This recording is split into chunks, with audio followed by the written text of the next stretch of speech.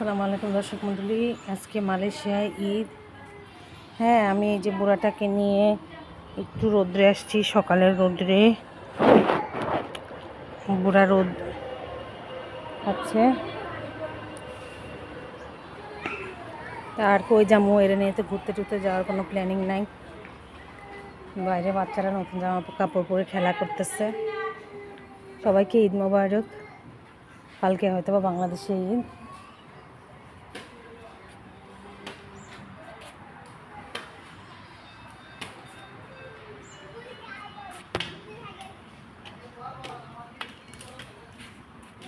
আমার বাসার মধ্যে যারা, ওরা আমারে গোস্ত আর রুটি বাইরে দিল, বলতেছে খান।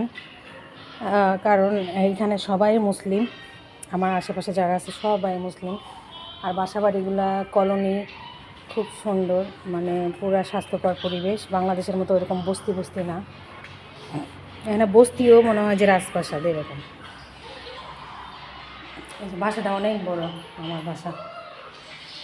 যাই হোক, সবাই দোয়া করবেন আরহামের জন্য আর আমার জন্য।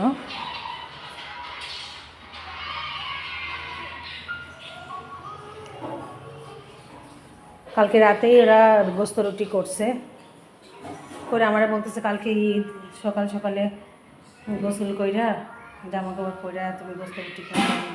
এই যে বাইরে দিল।